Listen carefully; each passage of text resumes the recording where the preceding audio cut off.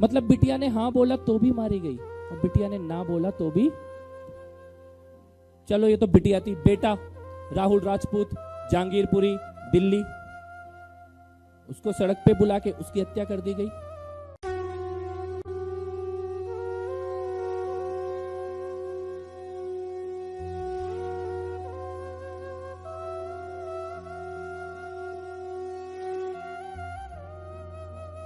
लेकिन आप ये सोचो कि देश का सर्वोच्च न्यायालय देश की वास्तविकता से ठीक उलट एक विषय पे चर्चा शुरू कर दे।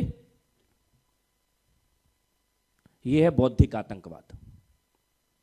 आप मरोगे और आप ये कह भी नहीं पाओगे कि आप मर रहे हो।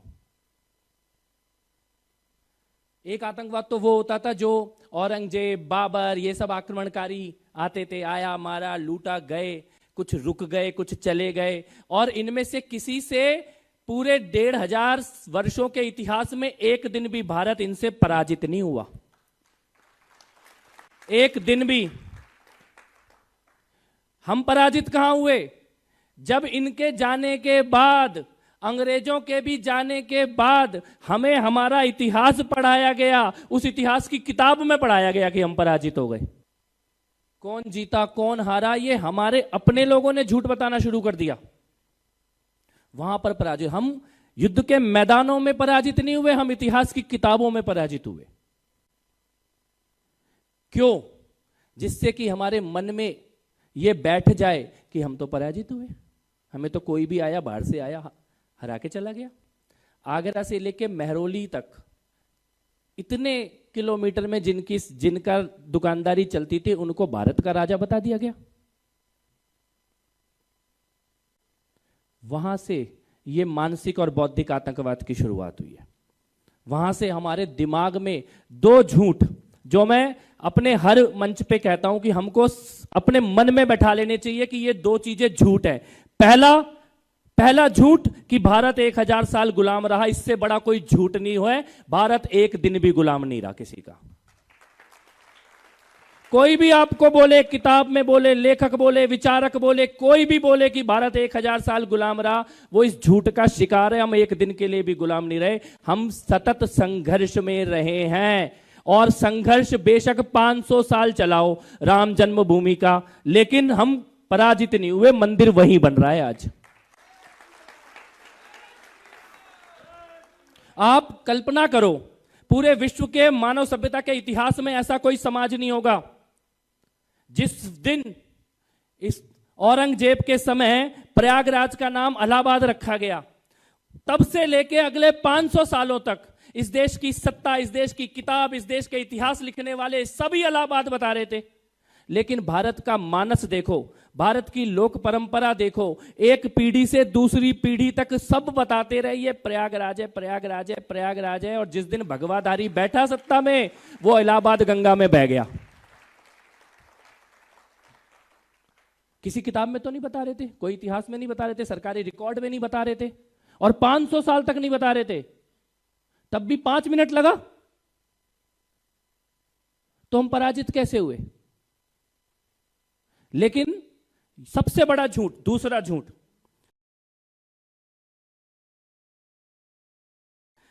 झूठ, ये बोला कि ये जो हिंदू समाज है ना, ये एक कभी हो ही नहीं सकता।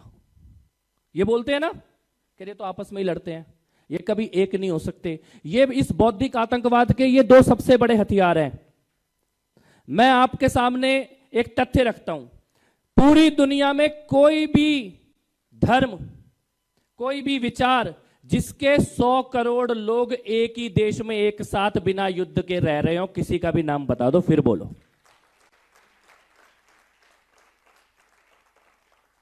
1.5, 2, 5 करोड़ के देश बने हुए हैं आपस में, युद्ध छोड़ो 2 विश्व युद्ध आपस में लड़ चुके हैं, और हमें बोल रहे हो हम एक नहीं रह सकते। जिसको वर्ल्ड वॉर बोलते हैं, वो आपस की तो लड़ाई थी इन देशों की, आपस की तो थी, उसको वर्ल्ड वॉर बोल दिया। इस्लाम के नाम पे 2, 1.5, 5 करोड़ के कितने देश बने हैं? ईसाईयत के नाम पे कितने देश बने हैं? 100 करोड़ लोग एक ही धर्म को मानने वाले, बिना किसी युद्ध के शांतिपूर्ण तरीके से। छोटा मोटा बर्तन हर घर में बचता है, लेकिन केवल हिंदू धर्म है जिसमें इस प्रकार की, और हिंदू धर्म से जुड़े हुए सहोदर जो विचारधाराएं हैं, कि इस प्रकार की एकता की शक्ति है जो बांध के रख सके। चाइना जैसा डंडा नहीं चलाना पड़ रहा है, स्वभाव से एक है। तो दो झूठ हैं जिनके कारण इस बौद्धिक आतंकवाद की नींव डाली कि एक, हम गुलाम रहे, दूसरा, हम एक नहीं हो सकते। और फिर इसको किस स्वरूप में आज चलाया जा रहा है उसका मैं एग्जांपल देता हूं। पिछले दिनों एक मैच चल रहा था, इंडिया और पाकिस्तान का मैच। अर्शदीप एक सिख धर्म को मानने वाला खिलाड़ी, उसके हाथ से एक कैच छूटी उसके हाथ से। उसके 2 मिनट के अंदर इंटरनेट पे, ट्विटर और फेसबुक पे कुछ हिंदू नामों के अकाउंट से अर्शदीप को सिख है करके गाली देनी शुरू हुई। उसके रिएक्ट में कुछ और लोगों ने कुछ करना शुरू किया। लास्ट में जाके ये पता लगा कि ये सारी गालियों की शुरुआत तो बॉर्डर पार से हो रही थी, फर्जी अकाउंट बना के हो रही थी, और रिएक्ट हम कर रहे थे। ये इस आतंकवाद का सबसे नया स्वरूप है जिसमें टेक्नोलॉजी का इस्तेमाल किया जा रहा है। आपकी जमीन लेने के लिए झूठ बोला जा रहा है, आपके आर्थिक संसाधनों पे कब्जा करने के लिए झूठ बोला जा रहा है, आपकी बेटियों को फंसाने के लिए झूठ बोला जा रहा है। कितने स्वरूपों में, कितने स्वरूप, लेकिन उद्देश्य क्या है? उद्देश्य वही जो आज से 1500 साल पहले था कि इस देश के टुकड़े कर दो। और जमीन के टुकड़े होने से पहले दिलों के और दिमागों के टुकड़े किए जाते हैं। आप ये सोचो कि कैसा ही दुर्भाग्य होगा, पूरे विश्व में इतने बड़े भूखंड को बिना युद्ध के खोने वाला अकेला राष्ट्र है हमारा, जो हमारे साथ 14 अगस्त 1947 को हुआ। हमारी भूमि गई, हमारे मंदिर गए, हमारे आस्था के केंद्र गए, हमारे लोगों के प्राण गए। क्या कोई युद्ध हो रहा था? कोई संघर्ष चल रहा था? कोई सेनाएं लड़ रही थी आपस में? लेकिन देश के टुकड़े हो गए। और जिन लोगों ने टुकड़े कराए वही ये भारत जोड़ो यात्रा करके निकल रहे।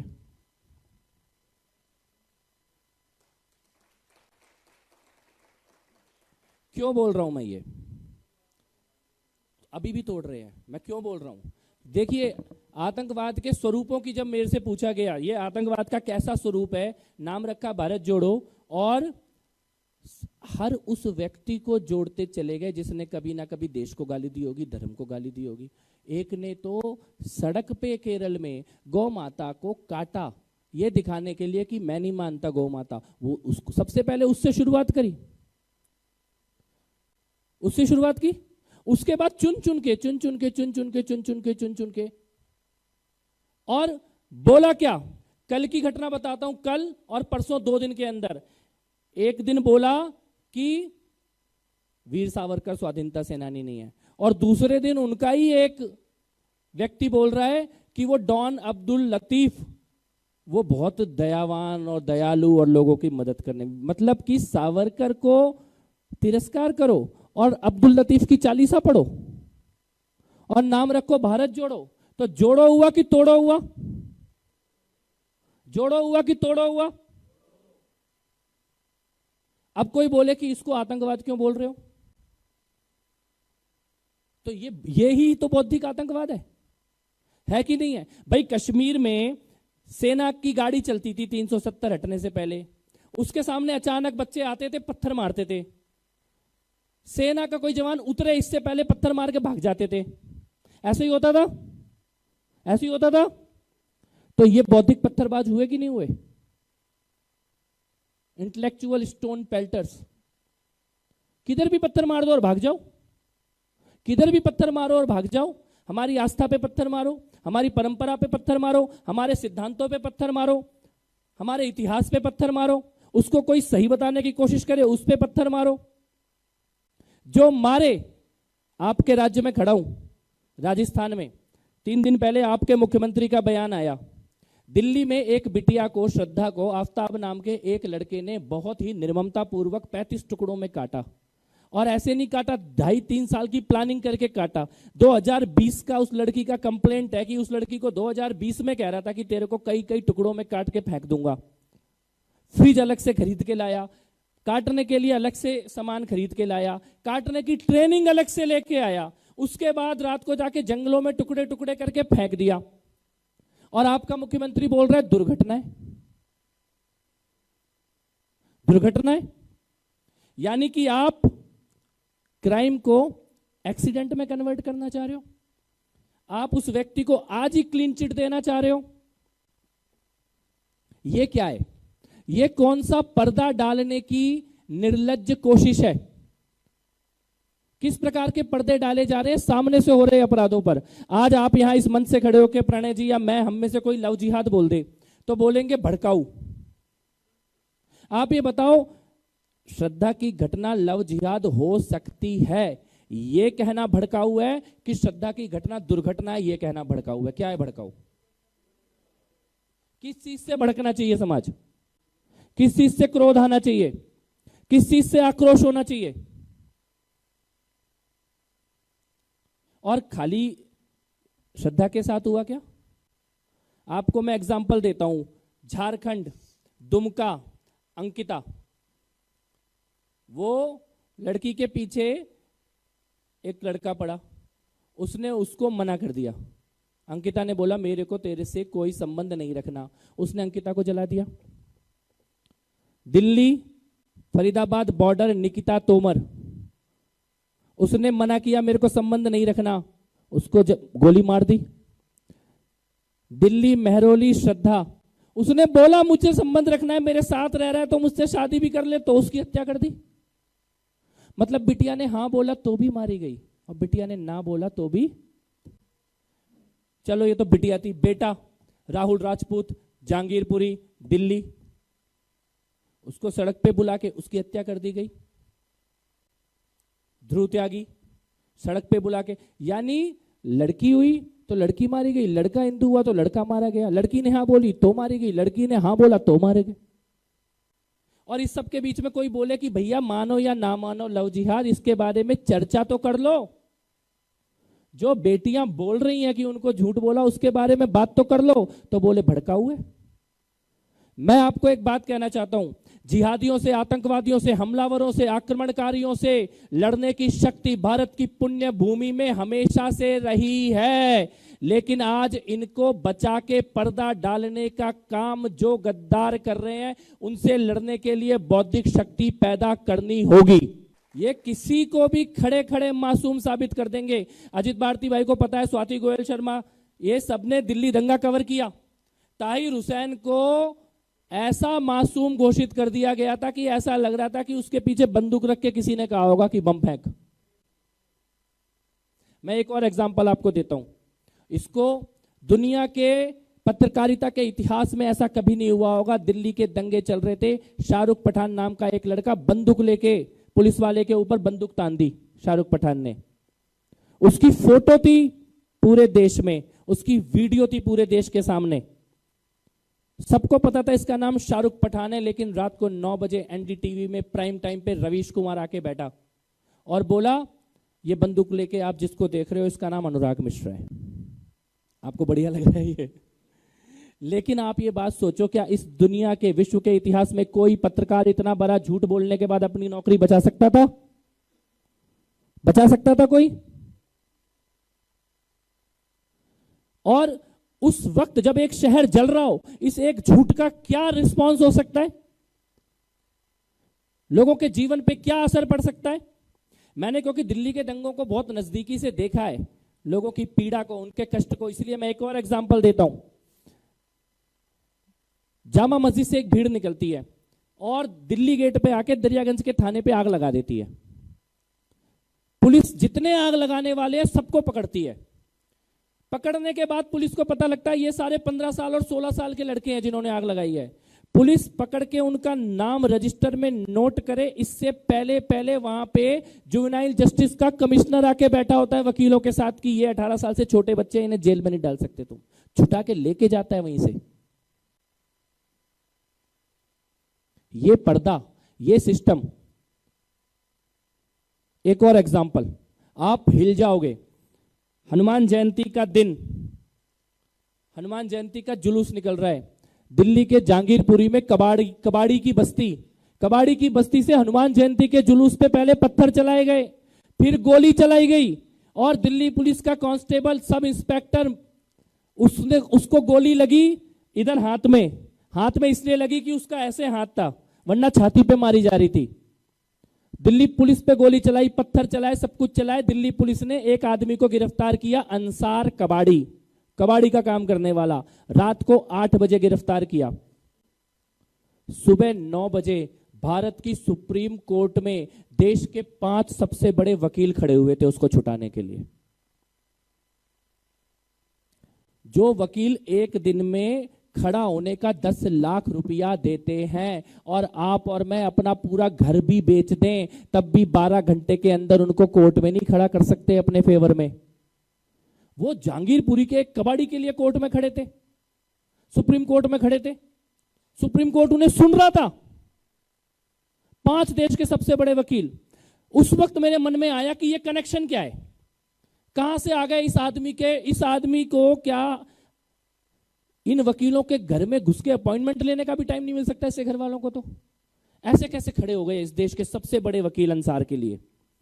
तो कोशिश की मैंने पता करने की कि इन वकीलों को किसने लाया, तो पता लगा एक संस्था है जमीयत उलेमा ए हिंद, उसने खड़े किए हैं वकील। जमीयत उलेमा ए हिंद के पास कहां से पैसा आ गया, कहां से कांटेक्ट आ गया इतना कि इन वकीलों को खड़ा कर दिया? तो पता लगा भाई साहब कि गुजरात के अहमदाबाद में बम ब्लास्ट हुए थे। उन बम ब्लास्ट में पुलिस ने आतंकवादियों को पकड़ा, सबूत इकट्ठे किए, कोर्ट में पेश किए। कोर्ट ने सारे सबूतों को परखने के बाद 30 आतंकवादियों को दोषी करार देके फांसी की सजा दी। कोर्ट के द्वारा सजा देने के बाद जमीयत उलेमा हिंद ने प्रेस कॉन्फ्रेंस की दिल्ली में और यह बोला कि इन 30 के 30 लोगों का केस हम लड़ेंगे हाई कोर्ट और सुप्रीम कोर्ट में। किसका केस लड़ेंगे? आतंकवादी कन्विक्टेड, खाली उंगली नहीं उठी है, दोषी सिद्ध हो चुके हैं। और वही जमीयत उलेमा हिंद किसका केस लड़ रही है? जहांगीरपुरी के कबाड़ी का। क्या कनेक्शन है, क्या कनेक्शन है? और डंके की चोट पे बोल कैसे रहे हैं? इसका मतलब व्हाइट मनी है। तो मैंने सोचा पैसा कहां से आता है, पता लगा इस देश में हलाल का जो भी प्रोडक्ट आप खरीदते हो उसके पैसे का एक पर्टिकुलर हिस्सा जमीयत उलेमा हिंद के पास जाता है। तो बोले तो अपने बाल कटाने के पैसे से अपनी गर्दन कटाने की फंडिंग कर रहे हैं हम। किसके पैसे से हो रहा है ये? आपके और हमारे पैसे से। किसके पैसे से हो रहा है? और उसके बाद हमारे ऊपर आरोप लगाया जा रहा है कि हम आर्थिक बहिष्कार की बात कर रहे हैं। इस बात को आप ध्यान से सुनना। कई बार हमारे कई साथी बोलते हैं इकोनॉमिक बायकॉट करेंगे, सब्जी नहीं लेंगे, इकोनॉमिक बायकॉट करेंगे, सामान नहीं लेंगे। मैं आपको एक बात बताना चाहता हूं, इकोनॉमिक बायकॉट करने वालों में से नहीं है हम, इकोनॉमिक बायकॉट के पीड़ित हैं, विक्टिम हैं। हमारे साथ हो रहा है आर्थिक बहिष्कार संस्थागत तरीके से। We are the victim of institutionalised economic boycott. हलाल का पूरा सिस्टम क्या है? इनका पैसा ले लो।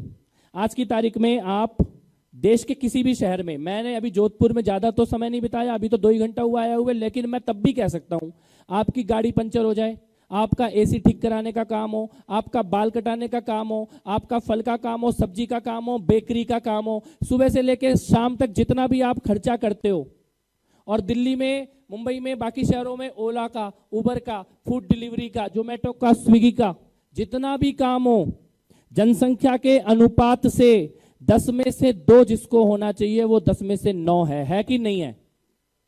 है कि नहीं है? यह असमानता है कि नहीं है भाई? 10 में से 2 होना चाहिए, 10 में से 3 हो सकता है, 10 में से 9 कैसे हो सकता है? यानी कि आप कमा तो रहे हो लेकिन खर्चा किधर कर रहे हो? खर्चा किधर कर रहे हो? जा किधर रहे?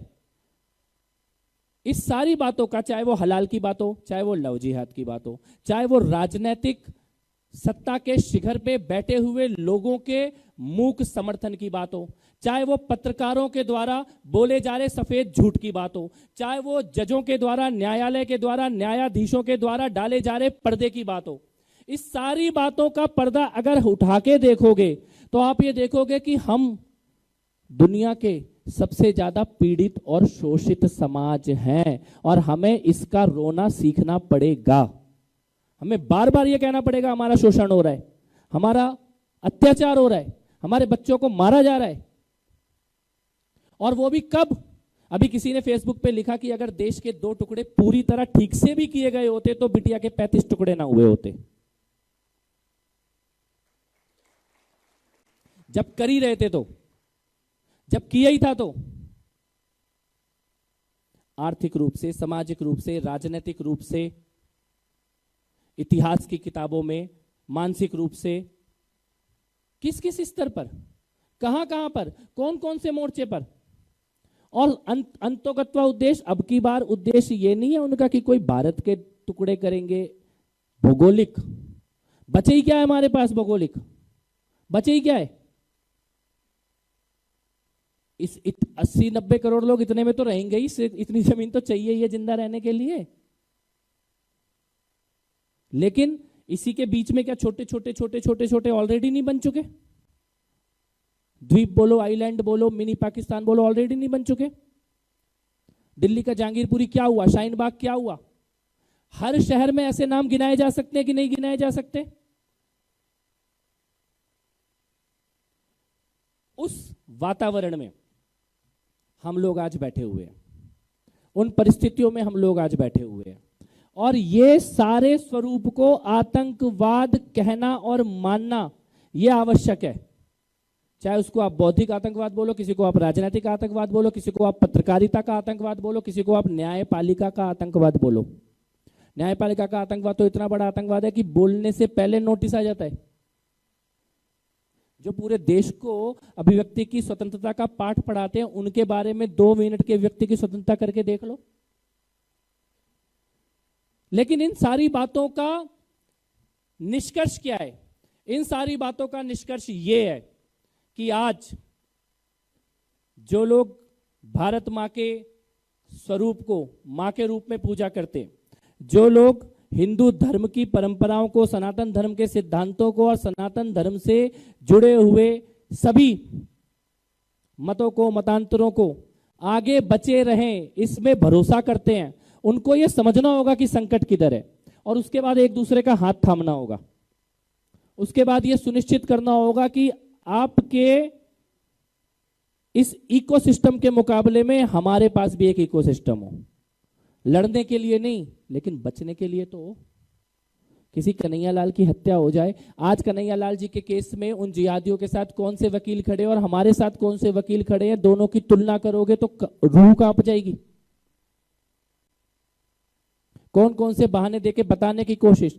तो कुल मिला के, क्योंकि इसके बाद प्रणय जी के साथ 1-to-1 इंटरेक्शन होगा, उनके भी कुछ सवाल आएंगे, तो मेरा ये मानना है, क्योंकि मैं देश में जगह जगह जाके युवाओं से चर्चा करके एक ही बात कह रहा हूं, एक ये मान लो कि हम हमेशा से एक थे, और अब अगर कोई भी जाति और समाज में बांटने की कोशिश करे तो उसे शत्रु के रूप में देखना शुरू कर दो। दूसरा, आतंक के और जिहाद के जितने भी स्वरूप हो, लव जिहाद, लैंड जिहाद, कितने भी स्वरूप हो, अंत में लड़ाई हमारे बौद्धिक की है, विचारों की है, तथ्यों की है, सत्य की है। आप अगर तथ्यों से युवा को बता पाओगे कितनी बड़ी चुनौती है, तो वो मानसिक रूप से तैयार हो जाएगा। मानसिक योद्धा बनाने की तैयारी शुरू करो। और अंत में एक लाइन जरूर कहना चाहता हूं, हिंदू वयम हिंदू केवलम। मैं हिंदू हूं और केवल हिंदू हूं, इसको एक मंत्र के तौर पर अपने मन में स्थापित कर लो। बहुत बहुत आभार आप सभी का। जय श्री राम।